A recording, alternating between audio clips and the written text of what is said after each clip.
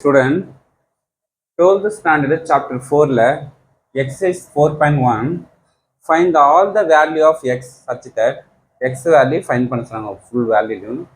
சரி, question number first one minus 10 by less than equal to x less than 10 by வரைக்கும் இந்த two இன்டர்வல்ல x value find பண்ண சொல்கிறாங்க. அது என்ன கண்டிஷன்? sin x ஜீரோன்னு கொடுத்துருக்காங்க.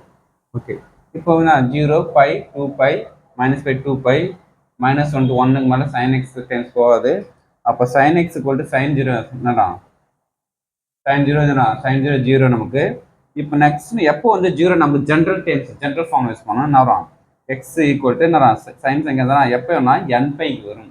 n பை வேல்யூ நமக்கு ப்ளஸ் ஆர் மைனஸ் 1 ப்ளஸ் 1க்கு வரும் மைனஸ் 1 ப்ளஸ் 1 போட்டால் வரும் பை வேல்யூ நெக்ஸ்ட் மைனஸ் 1 போட்டால் வரும் ப்ளஸ் 2 மைனஸ் டாட்டானா எதுக்கு ப்ளஸ் ஆர் மைனஸ் 10 பை வரைக்கும் போகலாம். 10 பை வரைக்கும் தான் வேல்யூஸ் கேட்குறாங்க. லாஸ்ட் நேரம் plus or minus 1 plus or minus 2 plus or minus 3 plus or minus 4 dot dot plus or minus 10 pi. இதான் நமக்கு x வேணும்னா n pi general value.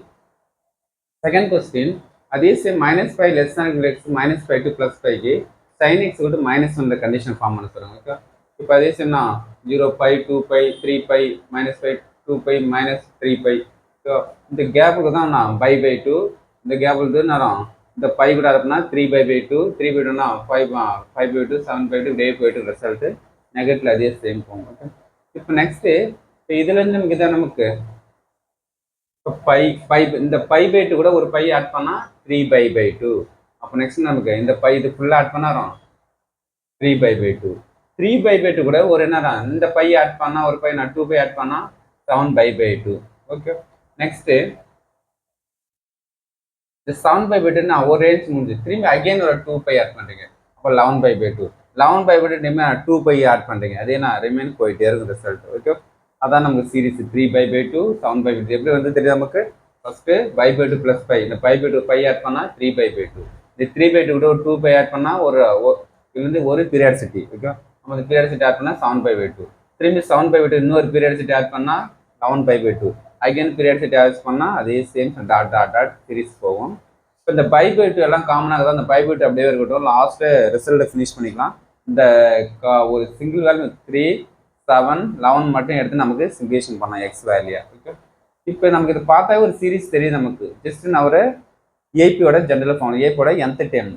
இப்போ ஏ வேணாம் இப்போ லெஸ் பண்ணிக்க 7 மைனஸ் 3 4 11 மைனஸ் 7 4. ஓகே, அப்போ எல்லாம் ஈக்குவல் இன்டர்வல் இருந்தாவே நான் இட் இஸ் ஏபி ஃபார்முலா.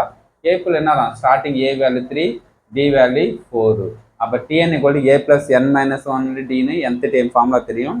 அப்போ டிஎன் ஈக்குவல் டு ஏக்கு 3 என் மைனஸ் டிக்கு 4 4 உள்ளார் மல்டிப்ளை பண்ணால் 4n மைனஸ் 4 4n மைனஸ் 3 போனால் மைனஸ் 1.